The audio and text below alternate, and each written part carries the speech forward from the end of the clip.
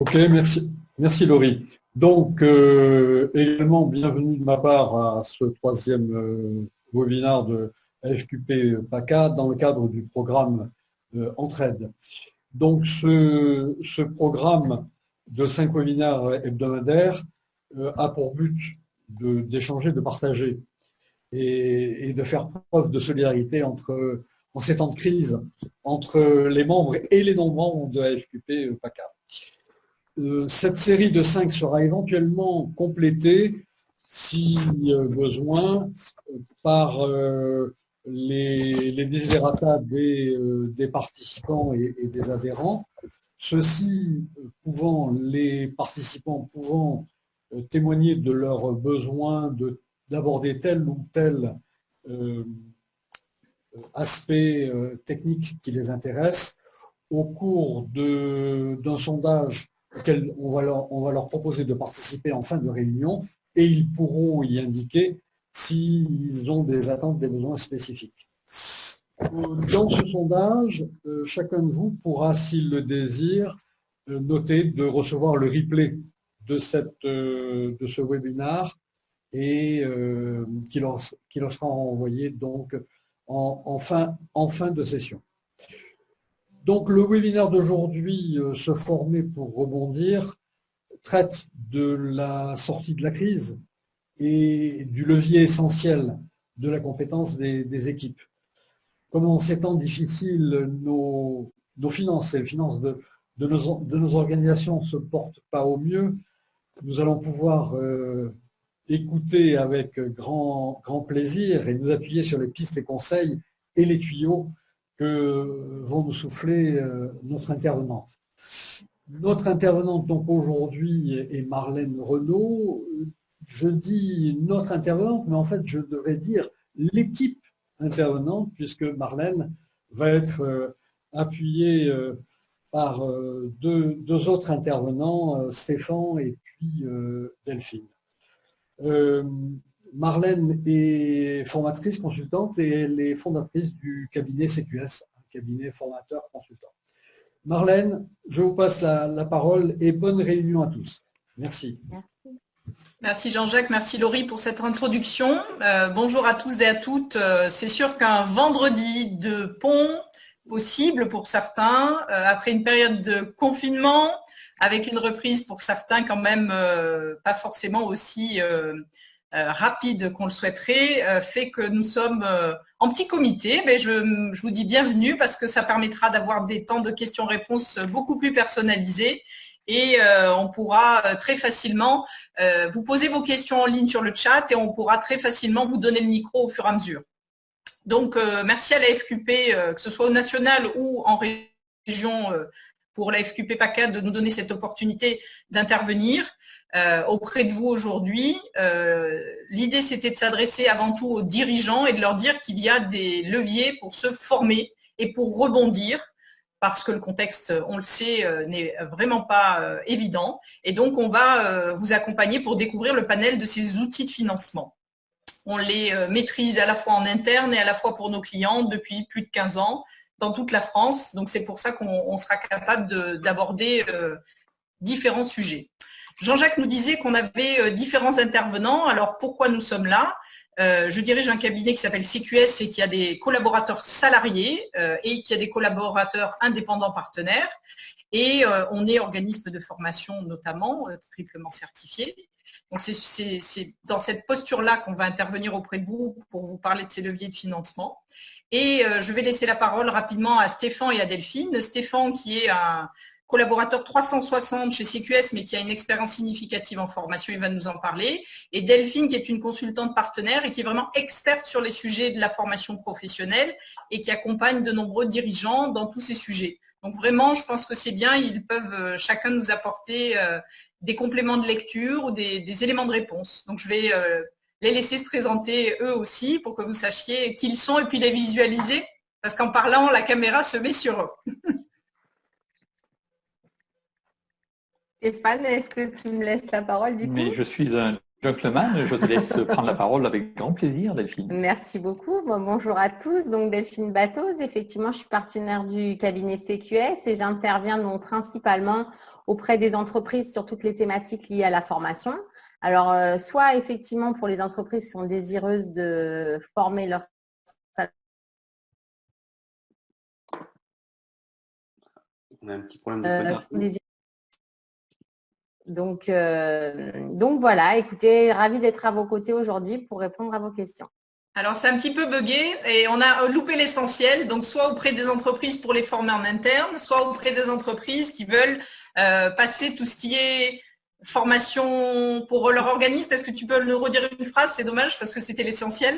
Ah oui, soit pour les entreprises effectivement qui sont désireuses de créer leur centre de formation en interne en fait, pour tout ce qui est création d'activités d'organismes de formation au sein des entreprises ou auprès des organismes de formation eux-mêmes. Voilà.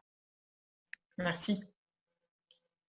Et donc pour ma part, c'est moi, Stéphane, enchanté, merci, bonjour à tous. Voilà, donc je suis Stéphane Santiago, je officie en tant qu'office manager pour le cabinet CQS avec une approche 360 comme le disait Marlène. Et antérieurement, donc j'ai une casquette un peu plus institutionnelle, chambre de commerce ou autre, où j'accompagnais donc tout ce qui était formation RH pour les entreprises PACA.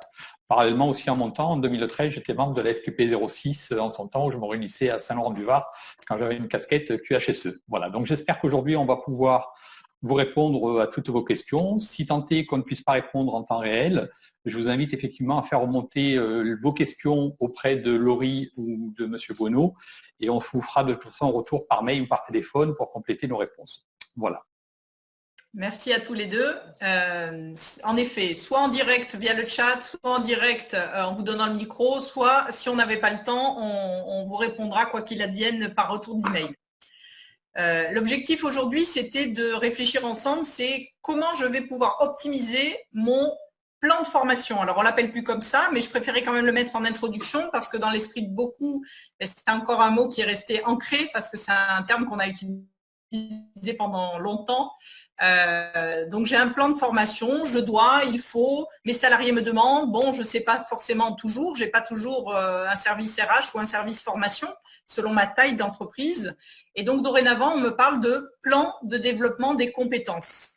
Donc on me dit qu'il faut que je planifie de mettre en place un programme qui va permettre à mes collaborateurs de développer leurs compétences.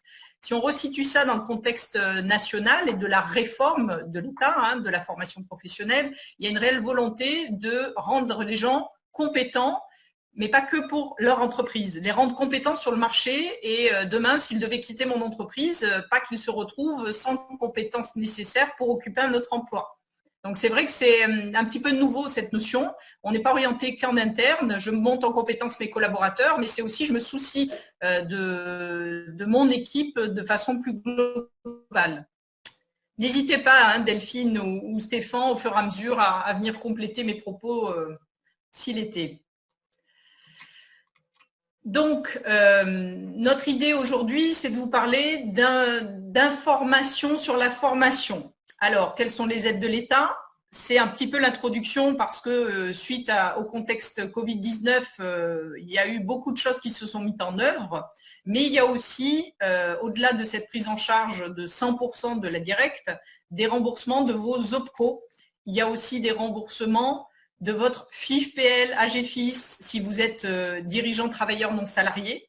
Et c'est vrai que souvent, dans les clients que l'on accompagne, ils sont pris par leur gestion quotidienne et ils en oublient qu'ils ont aussi eux-mêmes un budget en plus de leurs salariés. Donc vraiment, on voulait insister là-dessus. On parlera rapidement du fameux compte personnel de formation aussi, juste pour bien comprendre quelle est la différence entre tout ça et un petit peu vous dire comment monter mon dossier.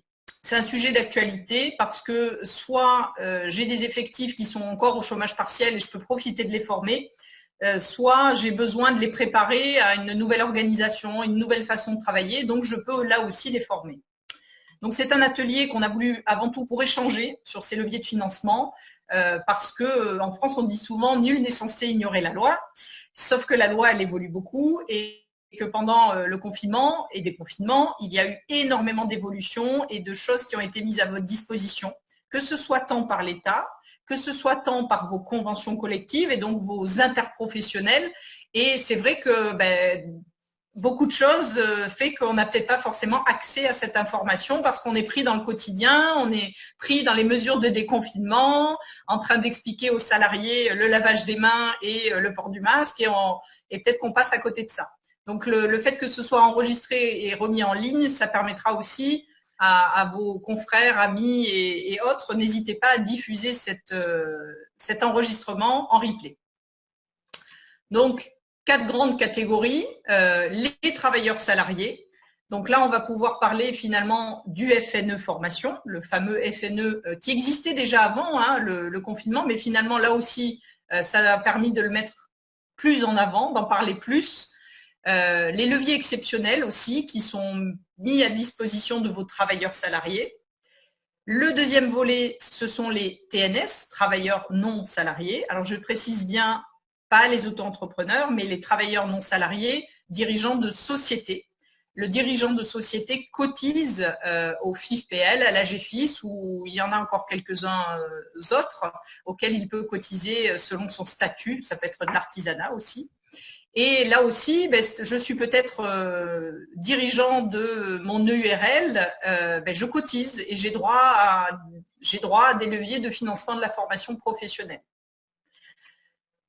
Le fameux CPF, le compte personnel de formation. Alors, comme son nom l'indique, compte personnel de formation.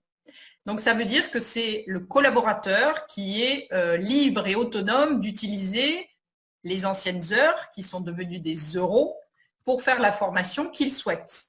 Et donc, la grande modification qu'il y a depuis cette année, c'est qu'il n'est plus obligé de passer par son employeur.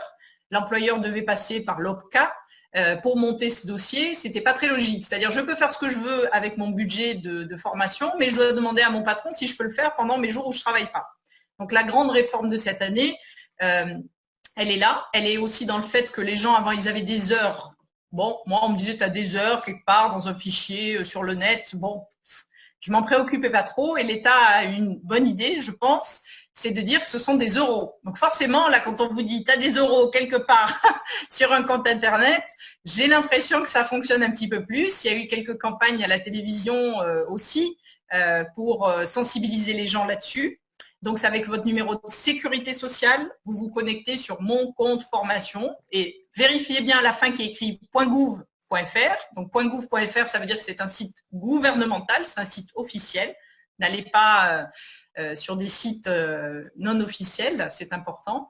Et là, vous avez la possibilité d'utiliser vos heures de façon autonome. Bon, c'est important quand même parce que les gens, certains sont encore au chômage partiel, peut-être dans vos équipes. Ils peuvent aussi utiliser ce levier-là pour se former sur une thématique qui les intéresse. Donc, quels sont les leviers de financement à ma disposition? Que je sois le dirigeant, que je sois le salarié, que je sois en poste de travail effectif ou que pour l'instant, les mesures ou bien l'activité n'ayant pas reprise de façon 100% opérationnelle, j'ai des leviers. Et avec Jean-Jacques et la FQP, on voulait surtout faire une petite parenthèse sur tout ce qui était les notions de distanciel, parce que forcément, le confinement est venu accentuer cette situation. Beaucoup d'entre vous vous êtes retrouvés à votre domicile, que ce soit pour travailler ou que ce soit malheureusement parfois ne pouvant pas exercer votre profession, confiné littéralement sans exercer. Et donc, c'est une offre de formation qui a pris une pleine ampleur. Je peux me former derrière mon écran, comme nous sommes en train de le faire, mais il y a plein de modalités. Donc, la FOAD, la formation à distance. Et donc, on fera un petit tour de tout ça. Et surtout, si je reviens à la slide précédente, le FNE, qui est à la disposition de mes salariés, est associé au fait que ça doit être à distance. À ce jour de ma présentation, parce que là aussi, attention, ça va très vite, ça évolue beaucoup. Peut-être qu'au mois de juin, on aura toujours le FNE formation, mais peut-être que l'aspect distanciel sera modéré, dirais-je. Donc, on va commencer par les leviers de financement pour les collaborateurs salariés. Donc, c'est plutôt le côté OPCO. Auparavant, on avait 20 OPCA. Ils étaient organisés par branches. Les branches, c'est les branches professionnelles, donc la branche de l'industrie, la branche de tout ce qui était IT, la branche de l'informatique, la branche du commerce. Donc, il y avait vraiment beaucoup d'OPCA. Et il y avait aussi 2 interprofessionnels, l'AGFOS et Opcalia. Donc, il y a beaucoup de sociétés, quand on leur demandait quel est votre OPCA, eh bien, ils nous disaient « c'est AGFOS ». Et donc, c'était un interprofessionnel, ça veut dire qu'il y a vraiment plein de catégories de professionnels qui sont dedans.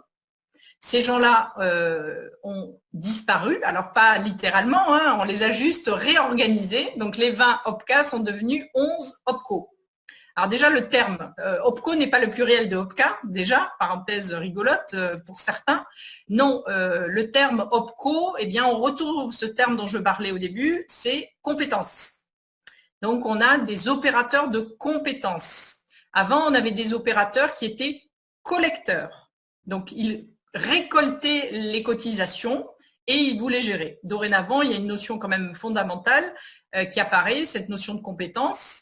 Et ils ne sont plus, je dis théoriquement, censés récolter, sauf que le temps que ça se mette en route avec l'État, ça a pris un petit peu de décalage. Et donc, d'ici l'année prochaine, vous ne cotiserez plus, vous ne ferez plus le chèque à l'ordre de votre OPCO, mais finalement au trésor public. Ces 11 OPCO sont organisés par grands secteurs économiques et ils sont fondés sur une cohérence de métiers et de compétences. Alors, ce n'est pas toujours évident. Est-ce que tout le monde dans les participants connaît son OPCO? Est-ce que vous avez fait le point, alors soit avec votre expert comptable, soit parce que c'est vous qui gérez en interne les cotisations de vos salariés? Est-ce que vous êtes tous à même de me dire, bah oui, je connais le nom de mon OPCO, c'est un tel. Ou alors on va poser la question inverse, qui ne connaît pas le nom de son OPCO? Parce que peut-être il le sous-traite à quelqu'un dans son entreprise, ou peut-être que c'est pas forcément un sujet qu'il a abordé. Donc, si on n'a pas de réponse, après, comme je te le disais, Larry, il est où, notre animateur? Tu peux laisser les micros ouverts à tout le monde, hein, vu le nombre qu'on est, ça peut être interactif aussi. Allez. Et juste dire aux gens, Laurie, voilà. J'ouvre les micros. Ouais. Ça permettra peut-être effectivement d'orienter davantage pour ceux qui sont là, si on a une masse de personnes qui adhèrent à tel ou tel OPCO, peut-être d'orienter, de faire un focus davantage sur le… Alors, j'essaie d'ouvrir les micros de tout le monde en même temps, sinon je les ouvre un par un. Activer. Alors, Joël dit non, je ne connais pas notre OPCO. Jean-Jacques non plus, je ne sais pas. Non, ça, Jean-Jacques, c'est autre chose. Je suis en train d'essayer d'ouvrir les micros. Hein. Ok, ben alors Joël, justement, est-ce que vous pouvez nous en dire plus sur votre entreprise, son secteur d'activité? Joël, tu peux parler, vous pouvez parler, j'ouvre les micros. Joël, c'est bon. Ah, Alain aussi, c'est pas clair. Ben voilà, ça tombe bien, on pourra rebondir aussi pour son OPCO. Alors, est-ce que Joël, vous avez la main sur votre micro ou Alain, vous avez la main sur votre micro? Oui, bonjour, donc Alain. Ah, super. Oui, mais bon, c'est pas clair pour moi pour mon OPCO, mais je suis peut-être un cas particulier, c'est-à-dire que j'ai créé très récemment mon entreprise, je suis le seul salarié et pour l'instant, je ne me suis pas encore versé de salaire, donc je n'ai pas un droit à formation n'ayant pas encore cotisé.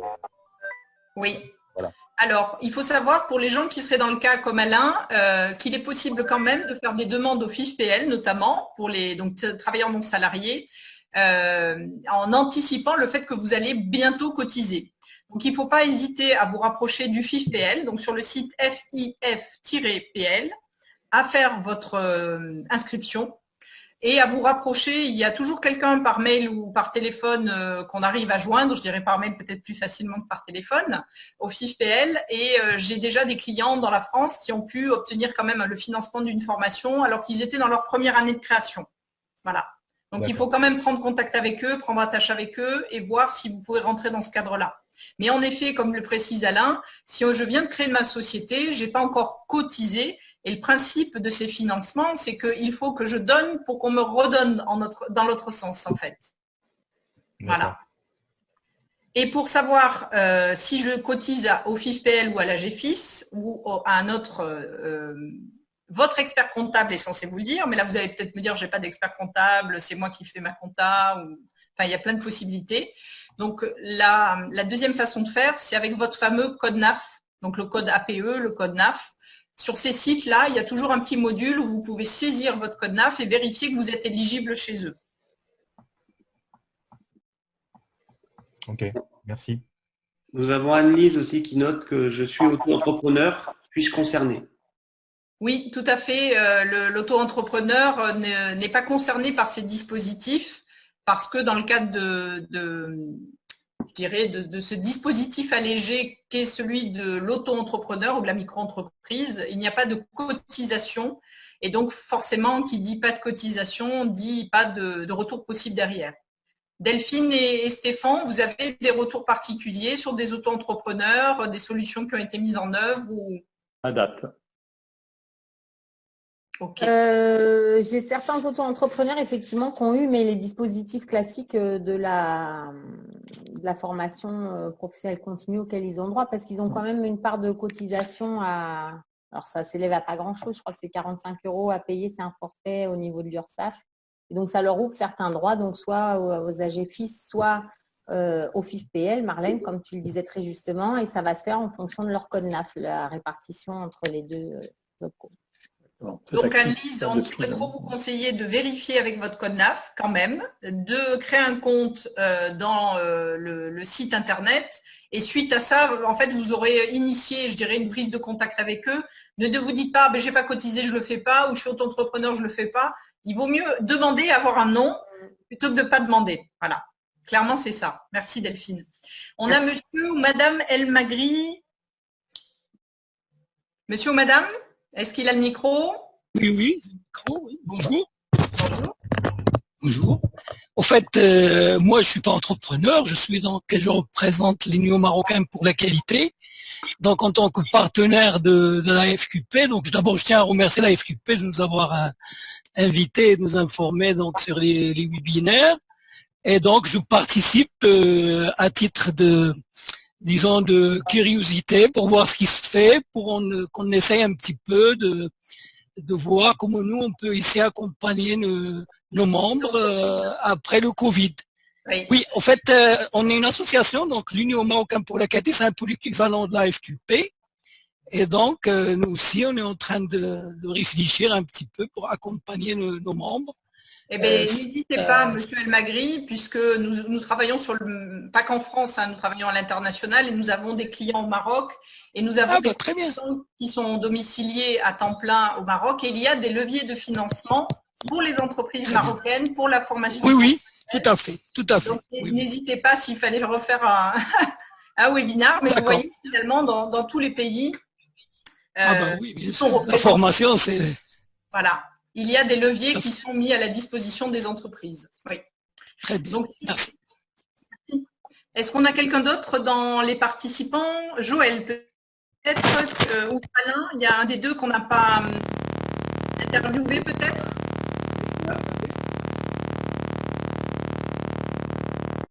Hop là, c'est bon.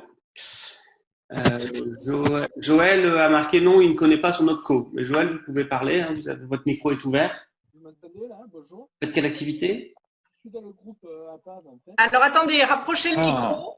Oui, voilà. Je suis dans le groupe APAV. Joël du groupe APAV, avec qui j'ai eu l'occasion de travailler sur Thalès d'ailleurs. Exactement. Bonjour Santiago. Bonjour Stéphane. Dites-moi, je crois qu'à l'époque des OPCA, on était, bon, les filières en métallurgie, mais là je ne retrouve pas l'OPCO dans lequel je suis affilié.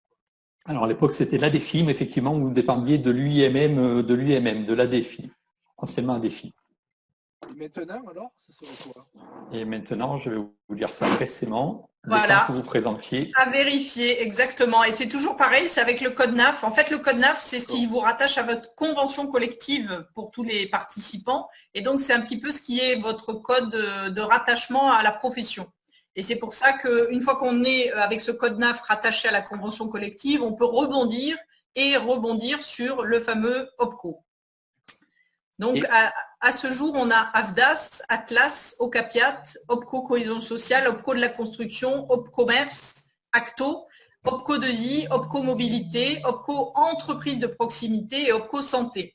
Donc, c'est vrai que ce n'est pas toujours évident parce qu'un biologiste ou un radiologue se dirait tiens, OPCO Santé, je suis chez eux. Eh ben non, malheureusement, ce n'est pas aussi simple que ça. Les hôpitaux, les cliniques, les établissements de santé sont dans OPCO Santé, mais le radiologue, qui est pourtant un professionnel de santé, se retrouve dans OPCO Entreprise de Proximité. Allez savoir pourquoi.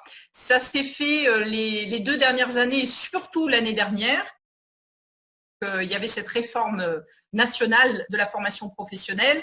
Les différents représentants des professions, plus ou moins importants, plus ou moins riches, plus ou moins importants politiquement et dans leur réseau, ont fait en sorte de se retrouver de façon choisie, soit dans l'OPCO ici, soit dans l'OPCO là. Donc, c'est vrai que parfois, il y a des choses qui ne sont pas forcément évidentes à comprendre.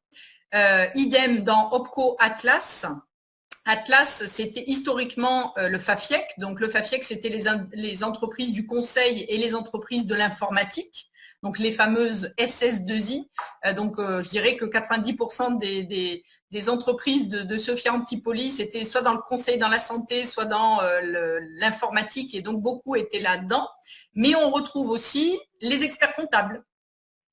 Voilà, donc la meilleure façon de retrouver quel est l'OPCO dont je dépends, c'est mon code NAF. Donc on a récupéré sur un site d'un confrère et non moins concurrent niçois, que je remercie pour cette slide, cette image qui est fort bien faite, puisqu'il a carrément créé un site trouvermonopco.com. Allez, je lui fais un peu de pub parce que j'ai piqué.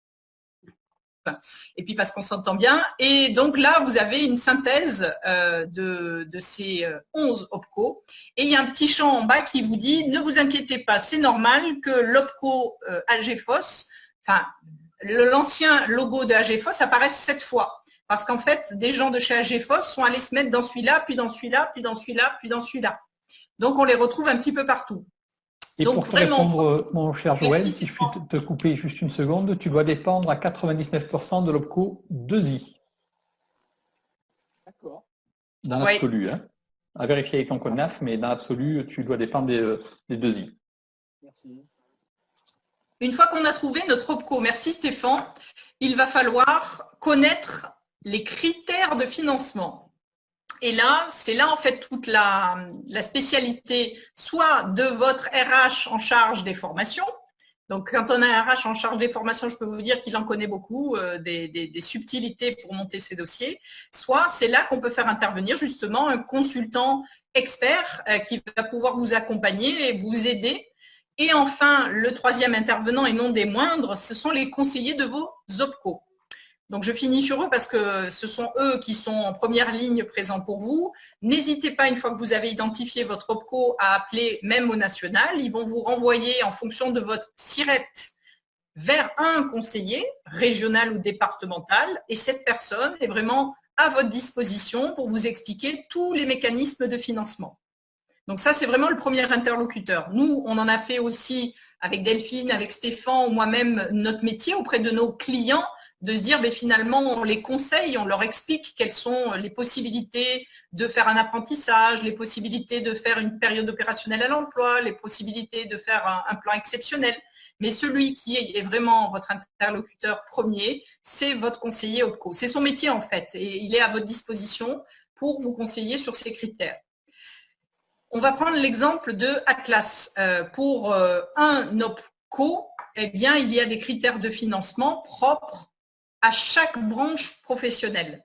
Donc, en fait, c'est pas tous les gens de chez Atlas ont les mêmes mécanismes, mais chez Atlas, on a vu tout à l'heure qu'il y avait à la fois les cabinets conseils, les boîtes d'informatique et les experts comptables.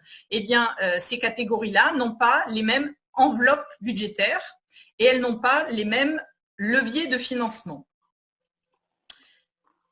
Ah, Edwige qui nous rejoint, super. On a, j'ai pris comme exemple des leviers de financement de l'OPCO Atlas qui, en 2020, en ce mois de mai, est un des OPCO français qui propose le plus de financement possible. Mais c'est vrai que si on voit Edwige Rossi, qui dirige un cabinet d'experts comptables là, qui vient de nous rejoindre, elle est aussi chez Atlas, mais elle, dans cette liste-là, elle n'a qu'une ligne. Donc, c'est vrai qu'il y a des grandes différences de levier de financement, et ça, c'est dû, je le dis, vraiment à la branche professionnelle. En fonction finalement du volume de cotisation que votre catégorie professionnelle cotise à l'OPCO. Enfin, à l'OPCO ou bientôt plus à l'OPCO, mais au Trésor public. Voilà. Donc, on a le plan de développement des compétences. Ça, c'est le premier budget. Donc ça, toutes les entreprises, elles auront cette ligne. Par contre, le budget en termes d'euros sera variable. Et il est souvent variable en fonction de votre taille. Il faut savoir que depuis le 1er janvier de cette année, les entreprises de plus de 50 collaborateurs salariés peuvent, par choix, ne plus cotiser à leur OPCO et peuvent très bien gérer leur enveloppe en interne. Donc, au lieu de donner à mon OPCO l'argent et qu'à la fin de l'année, j'aurai au fur et à mesure fait payer mes formations de mes salariés, je peux, si je suis plus de 50 collaborateurs, décider de demander à ma RH ou de demander à une nouvelle personne que j'aurai recrutée de gérer ce budget en interne. Par contre, je suis toujours soumise à une réglementation de développement des compétences et donc je ne peux pas dire à mes salariés « Ah ben non, il n'y a plus de budget de formation ». Voilà, ça, non, ce n'est pas aussi simple que ça. Donc, toutes les entreprises ont ce plan de développement des compétences et pour les salariés, on va dire que ça peut varier entre 1 000 € et 15 000 €. Alors, vous allez me dire, mais c'est fou, on a des variations qui sont énormes. Oui, elles sont énormes, elles sont liées, je le rappelle, au nombre de salariés. Donc, si j'ai qu'une salariée, ben, peut-être que j'aurai que 1 000 €. Si j'en ai 49, ben, peut-être que j'aurai beaucoup plus. Mais aussi, ça dépend de la masse salariale sur laquelle j'ai cotisé. Si finalement je n'ai que des salaires au SMIC sur lesquels je cotise, ben, je cotise un pourcentage de petits salaires. Par contre, si je n'ai que des cadres dans mon entreprise, eh bien, je cotise sur une masse salariale qui est plus importante. Déjà, ça peut jouer. Et deuxièmement, la branche professionnelle, si nous sommes très, très, très nombreux, mais en fait, nous sommes très, très, très nombreux à cotiser et quelque part, ça fait un effet de levier et ça donne plus de possibilités à toute la branche. La deuxième ligne, le plan TPE, il y a beaucoup d'OPCO qui disposent de ce plan. Donc, c'est vraiment important que vous preniez contact avec votre conseiller. Posez-lui toujours la question, est-ce qu'il y a un plan TPE, très petites entreprises? L'Atlas, par exemple, propose un financement exceptionnel pour les entreprises de moins de 23 salariés.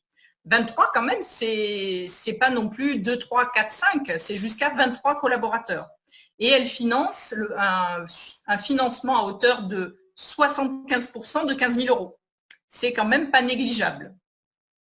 On a la possibilité aussi de mettre en place la VAE avec son OPCO, la possibilité de faire avec eux des fins de contrat ou des plans de sauvegarde, mais on ne va pas parler de ces sujets, surtout en ces périodes un petit peu particulières, je préfère pas.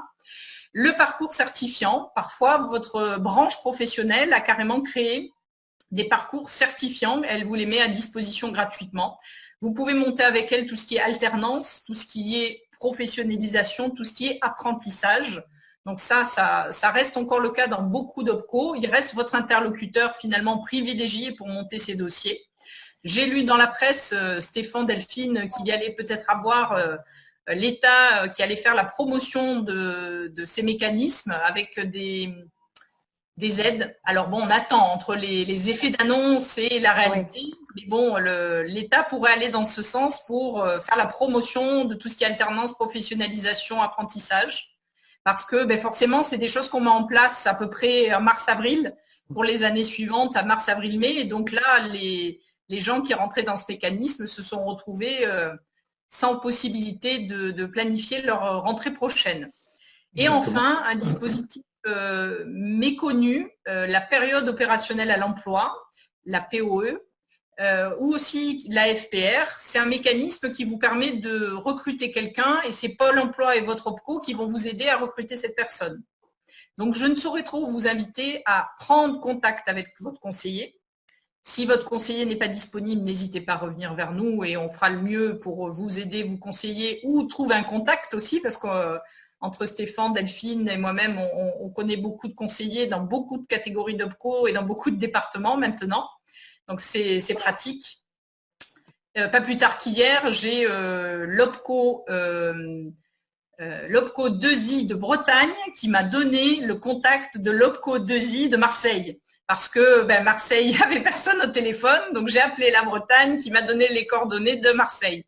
Donc voilà, n'hésitez pas, parce que c'est très frustrant pour les clients quand ils sortent d'un webinaire comme ça, de se dire elle m'a dit d'appeler le conseiller, mais il n'y a personne qui répond. En plus, c'est accentué avec le déconfinement. Les gens sont quand même beaucoup encore en télétravail. Et vu que ce sont des services administratifs, ce n'est pas forcément évident pour eux de mettre en place un standard téléphonique qui renvoie vers tous les conseillers. Donc, n'hésitez pas. Est-ce que vous voyez quelque chose, Stéphane, Delphine, à rajouter sur nos OPCO? Non. Personnellement, Marlène, tu as été très complète dans ta présentation. Bon, c'est gentil. Donc, on va parler du FNE formation parce que c'est quand même le sujet dont tout le monde parle en ce moment. Le FNE formation, donc là aussi, merci à Je me forme chez moi qui a fait une super brochure. Donc, j'ai fait copier-coller de sa petite brochure d'information sur qui peut bénéficier, comment et de quelle formation au travers du FNE. Donc, tous les salariés du secteur privé qui ont été placés en activité partielle. Donc, si votre entreprise a eu à un moment donné un accord de chômage partiel, vous avez droit à ce dispositif. La personne, de façon individuelle dans votre entreprise, peut bénéficier d'une formation ou collectivement.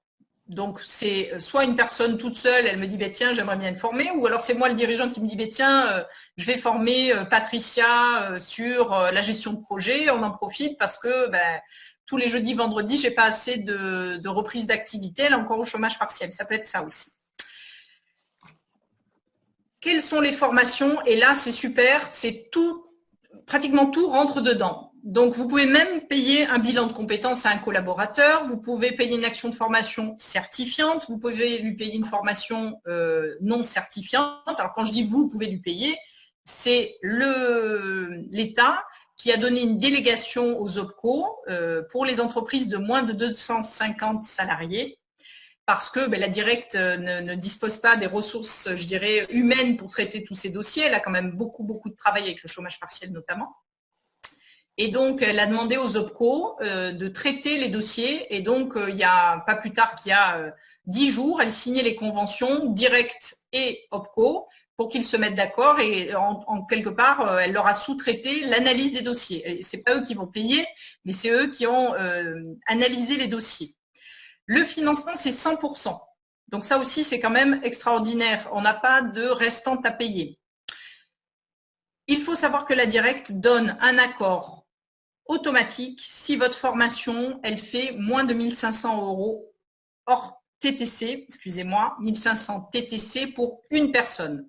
Donc, si j'ai 3 collaborateurs et que je veux les former à la gestion de projet, je peux disposer dans la théorie de 3 fois 1 500 € et donc peut-être que ma formation, elle pourra durer une semaine parce qu'avec 4 500 €, j'arrive à faire peut-être une formation un petit peu plus longue. Si jamais ces 3 personnes se retrouvent derrière l'écran en simultané.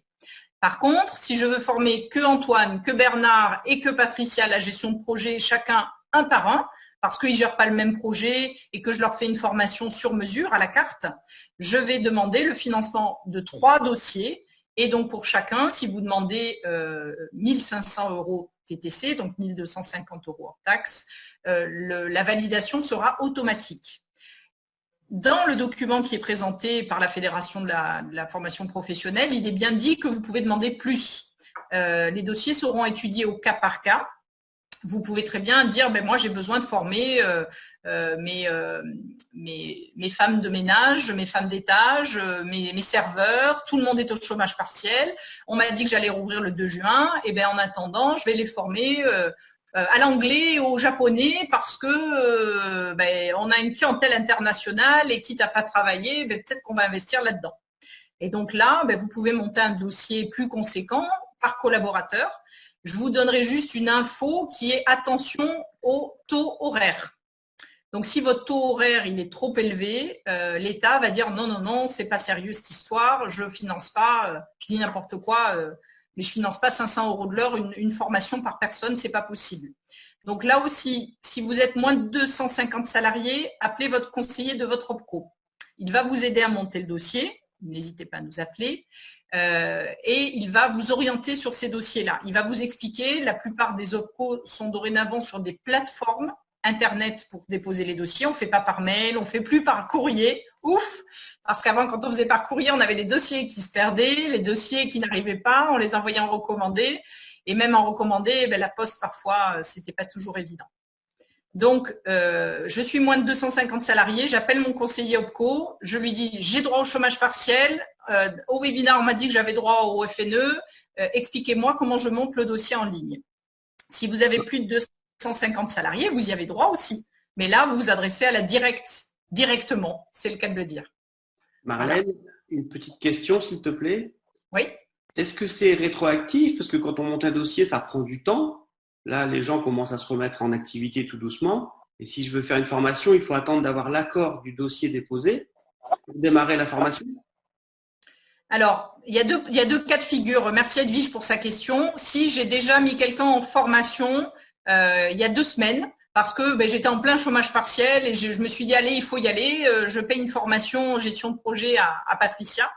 Et entre-temps, je me dis, tiens, il y a le dispositif du FNE, je vais pouvoir peut-être me faire rembourser. Oui, parce que la collaboratrice Patricia était dans une entreprise qui était au chômage partiel. Et donc, ils ont un effet rétroactif. Après, chaque OPCO a donné les dates de début et les dates de fin. Donc, il y a aussi la date de fin. Il y a ça qui est possible. Et c'est pendant le chômage partiel, oui.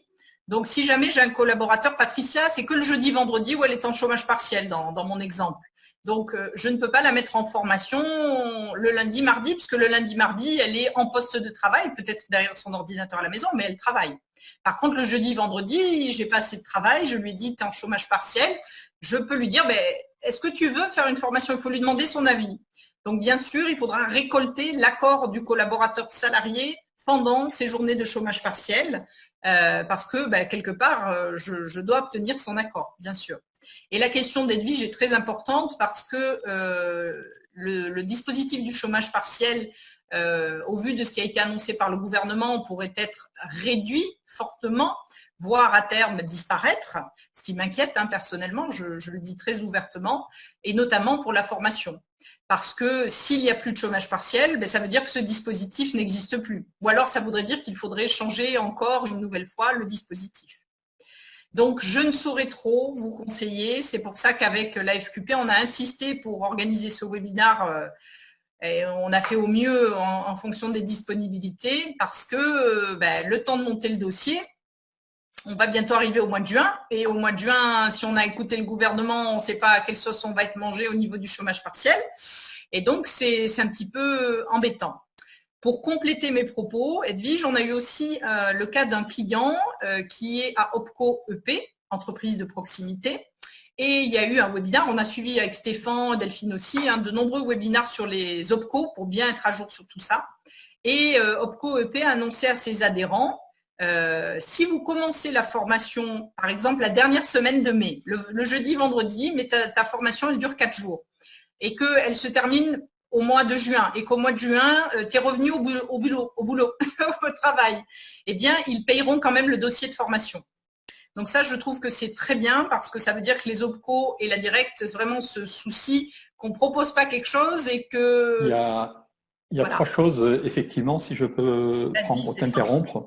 Il y a 3 choses sur lesquelles il faut prendre. Déjà, c'est relever l'agilité de tous ces opérateurs qui, quand même, en temps record, ont su mettre en place quelque chose. Alors, ça a été assez long à se mettre en place et on peut comprendre. Et pour étayer ce que dit Marlène, il y a 2 choses. La plupart des OPCO prennent en date rétroactive toutes les formations qui vont du 16 mars au 31 mai 2020 dans l'absolu. Et qui plus est, point qu'on n'a pas abordé, c'est que vous avez la possibilité d'intégrer dans vos formations du personnel qui a été en temps partiel, mais également ceux qui ne l'étaient pas. Petit détail. Et ils seront pris en charge également. Voilà, parce qu'on n'a pas forcément tous les salariés qui étaient concernés par le chômage partiel. On a eu des clients comme ça, une équipe de 20 collaborateurs, dont 2 qui n'étaient pas au chômage partiel. Là aussi, levier de financement exceptionnel, on est toujours sur les OPCO. Il y a des OPCO qui ont mis…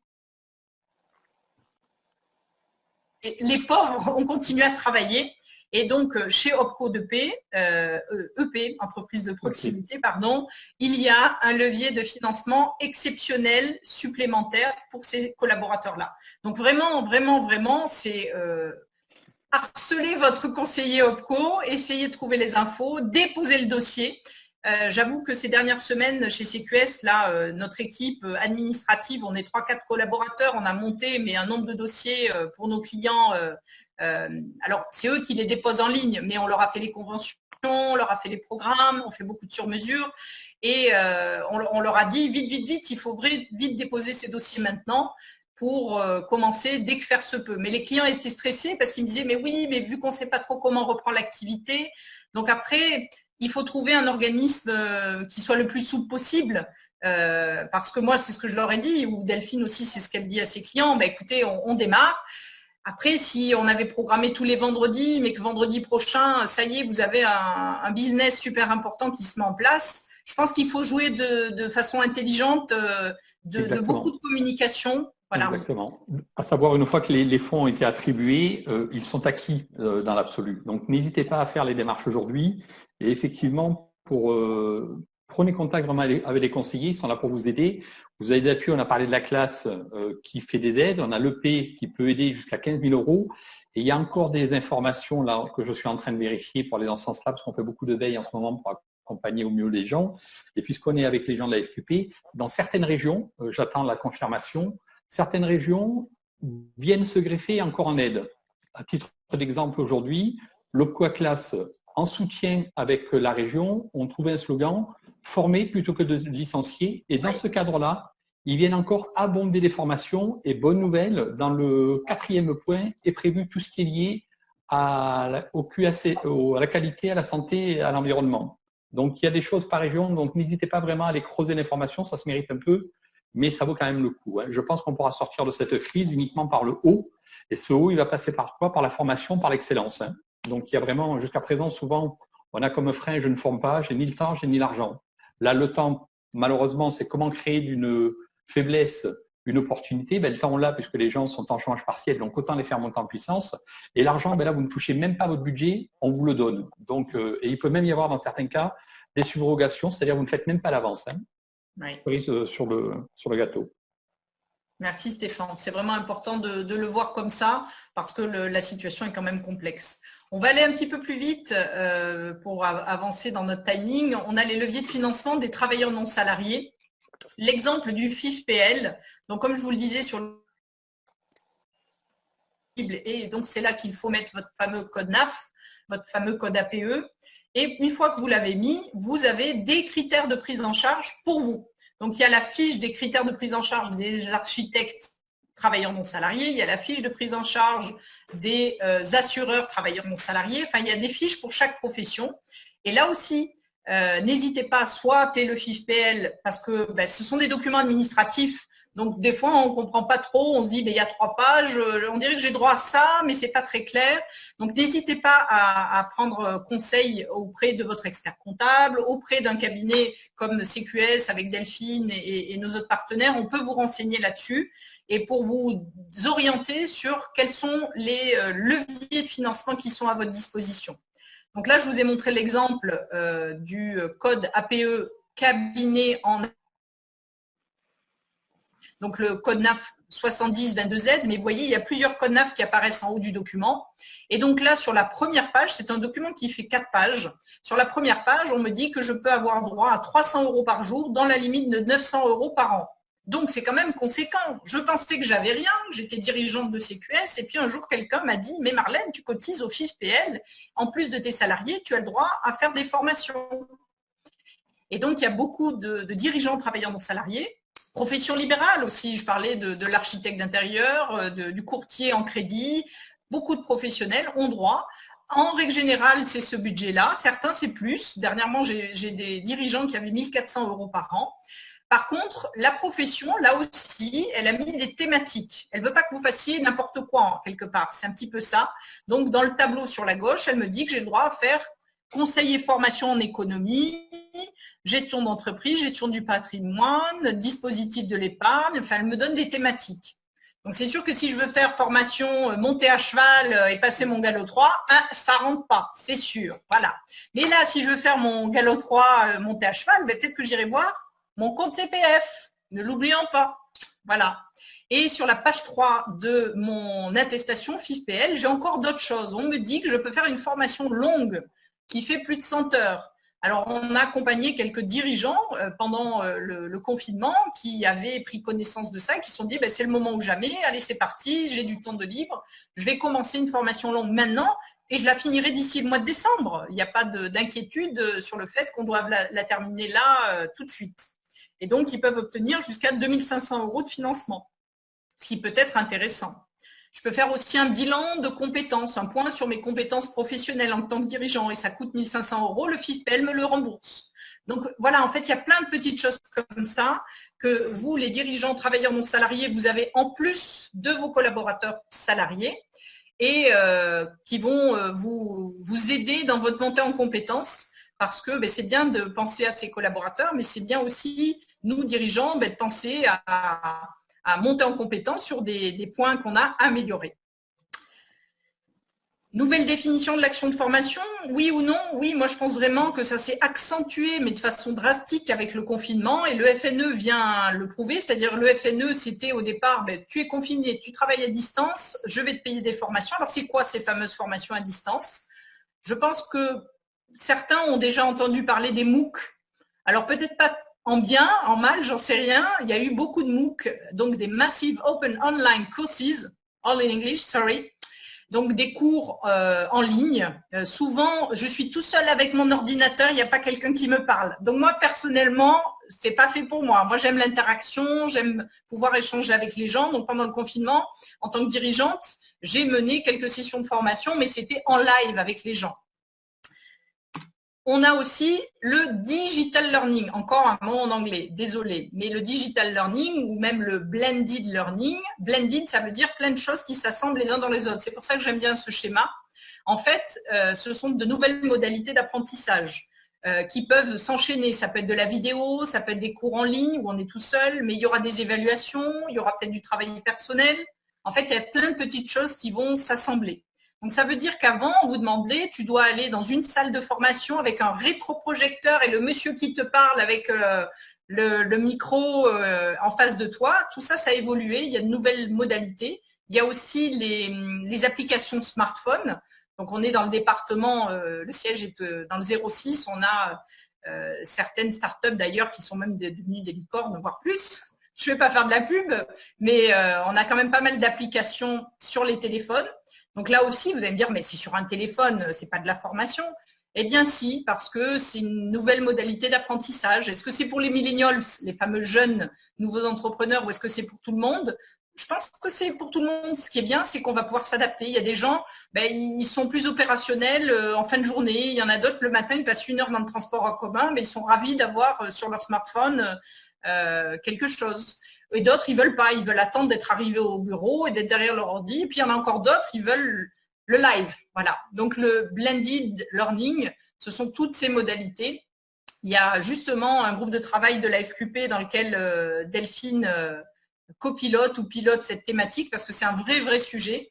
Peut-être que ça va faire l'objet d'un prochain webinaire. En effet. Non, effectivement, le confinement, il est venu appuyer là-dessus. Et ce qu'il faut bien comprendre, c'est que ce blended learning dont vous parle Marlène, c'est pas forcément en opposition avec le présentiel, parce qu'on peut tout à fait envisager d'avoir des sessions en présentiel et dans les intersessions, ce qu'on appelle, et c'est vraiment ce qui s'est passé avec le confinement où il fallait maintenir le lien avec les stagiaires, maintenir cette, continuité pédagogique, puisque c'est le terme dédié, ça peut se faire au travers effectivement de… Moi, c'est un peu mon credo, c'est de dire que c'est dommage d'opposer le présentiel au digital. Ça peut être effectivement deux modalités qui fonctionnent bien ensemble, comme vient de vous le présenter Marlène. Le présentiel étant une nouvelle petite brique qu'on pourrait rajouter à cette magnifique réalisation en Lego. Voilà. Ouais. Donc, vous avez dans vos organismes de formation ou dans vos coachs formateurs des nouvelles qui vous sont proposées. Hein. Même CQS, depuis l'année dernière, on a investi dans une plateforme cqs-academy.com. On s'est dit déjà l'année dernière qu'il fallait évoluer parce que nos clients évoluent. Et c'est vrai que, voilà, Delphine le souligne, c'est venu conforter ce choix-là parce que beaucoup de gens, d'autant plus confinés chez eux, que ce soit en travail ou en absence d'exercice, ont pu bénéficier de ces solutions. Donc là aussi, vous avez soit les financements à distance du FNE, soit aussi votre OPCO qui va vous proposer des formations à distance. Certains OPCO vous proposent même des actions collectives qui sont pré-référencées, c'est-à-dire qui ont fait l'objet d'un appel d'offres au niveau national et que l'OPCO va vous dire, écoutez, dans ma branche professionnelle, si vous voulez suivre la formation en community management, vu que vous êtes tous dans l'informatique, eh bien, j'ai décidé qu'elle était en action collective offerte pour la profession et vous avez le droit de vous y inscrire. Donc vraiment, n'hésitez pas, on rebondit vraiment plusieurs fois là-dessus. Votre conseiller OPCO, s'il n'est pas dispo ou s'il y a quoi que ce soit, vous n'hésitez pas à nous contacter, CQS, la FQP ou le conseil qui est proche de vous. Ça peut être votre expert comptable. On a justement une expert comptable qui est avec nous et ça dépend de leur sensibilité. Il y en a des cabinets qui maîtrisent très bien ces sujets-là et qui vont aussi pouvoir vous conseiller parce que finalement, ce sont les gens qui sont les plus proches de vous au quotidien. Et vraiment… creuser jusqu'au bout quels sont ces leviers à votre disposition. On fera une petite parenthèse, mais très courte, parce que là, je pense qu'on pourra en parler une journée entière. La FEST. Alors non, c'est pas une blague douteuse, la FEST. C'est la formation en situation de travail. Donc ça aussi, c'est une nouvelle modalité pédagogique. Donc, elle est à la fois à distance et à la fois en présentiel. Comme quoi, donc former en situation de travail, c'est pas que au poste de travail. Blandine et Marlène, Blandine qui va partir à la retraite, qui explique à Marlène qui vient d'arriver dans l'entreprise. Il y a beaucoup plus de modalités possibles. Ça peut être aussi deux personnes qui travaillent depuis longtemps dans l'établissement et qui sont un peu référentes sur le sujet. Peut-être qu'elles vont se filmer. Donc nous, avec Stéphane, on a trouvé des solutions d'AFEST dématérialisées sur smartphone ou sur PC avec des situations filmées. On trouve qu'il y a vraiment des choses super intéressantes à vous proposer. Donc là aussi, il faut parler de ces sujets avec son conseiller, que ce soit au titre du dirigeant ou des collaborateurs salariés. Voilà. Donc, on est un peu long sur le timing, mais bon, on a répondu à des questions au démarrage et au fur et à mesure. Ce qu'on veut vous faire, c'est qu'on va vous envoyer un lien ici dans le chat. Je vous envoie un lien à tous et à toutes. N'hésitez pas à le compléter. Ça nous permet, si besoin était, de vous donner des renseignements derrière spécifiques que pour vous sur votre OPCO, sur votre fiche PL et sur votre code NAF en particulier. Donc voilà, n'hésitez pas, on vous fera un retour à la carte. C'est une prestation, alors prestation on pense payant, mais non, parce que quelque part justement c'est vous donner toutes les cartes pour pouvoir bien connaître vos leviers de financement. Donc n'hésitez pas, on le fera vraiment avec plaisir de vous conseiller, de vous orienter. Ça fait des années qu'on fait ça. Et on a Laurie qui nous dit attention, 12h40, on s'arrête. Donc, juste vous remercier par rapport à cette présentation, par rapport au temps. On va quand même laisser quelques minutes si des gens ont des questions, sachant qu'ils les ont posées au fur et à mesure. Voilà. Donc, je termine sur une équipe, ça fait plus de 15 ans qu'on fait ce métier-là, avec des collaborateurs salariés et des partenaires comme Delphine, sur site ou à distance, comme je vous le disais avec notre site cqs-academy.com. Et surtout, merci pour votre attention. Merci à la FQP qui a rendu cela possible. N'hésitez pas à relayer le webinaire auprès de vos amis, de vos partenaires. Même si vous avez quelqu'un qui est auto-entrepreneur, quelqu'un qui est dirigeant, même s'il est dans un grand groupe, voilà, très, très important de partager. Est-ce que vous avez encore d'autres questions? N'hésitez pas, hein, Delphine, Stéphane et moi-même, on se fera un plaisir d'y répondre. Laurie, est-ce que tu nous as remis les micros? Ils sont tous très, très sages. Laurie, le sien coupé déjà, oui. J'ai remis les micros, oui. Bon. Je vous remercie. Moi, j'ai eu toutes les infos que je cherchais. Et j'ai pas d'autres questions, hein. J'ai vraiment eu toutes les infos dont j'avais besoin. C'est intéressant pour moi, pour mes clients, de savoir quel financement ils peuvent avoir pour leur formation. Donc, vous m'avez apporté beaucoup de réponses. Eh bien, ravie, Annelise. Merci. Merci. Mais n'hésitez pas, ceci étant, hein, je vais insister, quitte à insister lourdement, quoi. Aujourd'hui, il y a ces dispositifs-là au niveau de la FNE. Comme je disais, souvent, c'est le temps, l'argent. Aujourd'hui, c'est balayé. Et ne perdez pas de vue, Marlène en a parlé un petit peu en préambule, le but, c'est de pas faire de vous des experts dans le financement de la formation. Mais sachez qu'à partir de 2021, c'est donc l'URSSAF qui va collecter cet argent. On peut supposer qu'on a eu, on peut préjuger de rien, mais enfin, pour avoir travaillé au plan institutionnel, on peut préjuger aussi qu'on a soutenu l'économie actuellement avec ce qui nous arrive. Et donc, il n'est pas dit que des lignes comptables puissent de temps en temps basculer sur autre chose. Ce qui veut dire qu'aujourd'hui, comme le disait Marlène, vos cotisations qui vont payer votre formation sont basées sur la masse salariale à N-1. Déjà, on aura perdu 2 mois de cotisation, c'est déjà quelque chose. Et de 2, aujourd'hui, il y a, on le sait, 20% des entreprises pensent à licencier, 40% des restaurateurs risquent de fermer. Ce qui veut dire aussi que là, dans la collecte, ça va être mutualisé et on peut très bien envisager qu'on déshabille Pierre pour habiller Paul. On le disait tout à l'heure sur les apprentis, le MEDEF a fait une demande aujourd'hui qui est à l'étude de 10 000 euros d'aide pour l'embauche d'un alternant. Mais il y a également des choses, le plan hôpital, qui va faire aujourd'hui où effectivement on va former un maximum de gens. Donc c'est le moment de jamais d'utiliser ces dispositifs puisqu'il est là, mais les autres aussi. Et je rappellerai là également qu'on arrive en deadline, donc au 31 décembre 2020, les entreprises ont l'obligation, dans le cas des entretiens, de pouvoir justifier qu'en date du 31-20, il y avait ces fameux entretiens sur une durée de 6 ans, l'obligation d'avoir mené une action de formation pour chacun de ses collaborateurs. Donc c'est vraiment le moment, s'il en est, de faire quelque chose pour la formation. Et qui plus est, je le disais tout à l'heure, ça va vraiment être un moyen aussi de se différencier, de sortir vers le haut de ces crises-là. Et donc c'est vraiment très, très, très, très, très important à mon sens. On ne produit pas de la richesse par l'économie, mais par l'excellence. Donc l'excellence, on l'acquit par quoi? On l'acquit par la collaboration, par la formation et la collaboration des formateurs. Si tant est même les dirigeants. Ça sera le mot de la fin pour moi. Ok.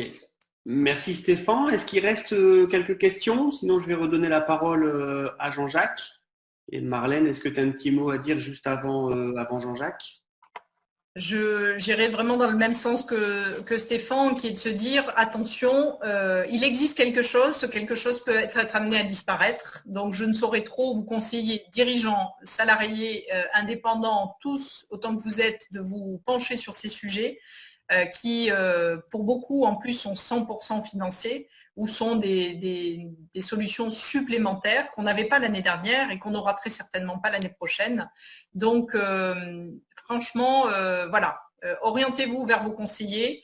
Si vos conseillers ne sont pas dispo, on se fera un plaisir d'être à votre disposition gracieusement parce que les temps sont difficiles et que un webinaire, quelque part, solidarité, ça va dans ce sens-là et c'est aussi dans ce sens-là que j'ai voulu proposer ma participation avec CQS et que j'ai fait venir, vous voyez, des partenaires aussi parce que il faut être solidaire, il faut essayer d'échanger le maximum d'informations. Je suis moi-même aussi femme chef d'entreprise, qui est un autre réseau et l'idée c'est ça, c'est ensemble on est plus fort et ensemble on est invincible. Merci. Parfait. Merci Marlène. Jean-Jacques, je te redonne la parole. 2 mots pour rester dans l'épure du temps. Merci à toute l'équipe de CQS, c'était très intéressant. Que c'est compliqué, que c'est complexe, cette histoire-là. Et c'est vraiment une affaire d'experts et de professionnels. Dommage que nous n'ayons pu monter ce webinaire le 16 mars et que nous n'ayons pu lancer les opérations plus en amont. Merci de votre participation à tous.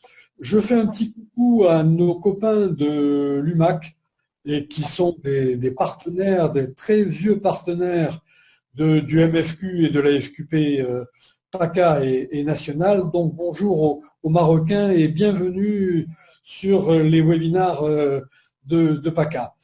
Pour terminer, la semaine prochaine, nous avons un 4e webinaire très intéressant sur le 5S. Nous vous attendons nombreux Et je vous souhaite à tous un bon week-end. Merci de répondre au sondage que vous allez recevoir.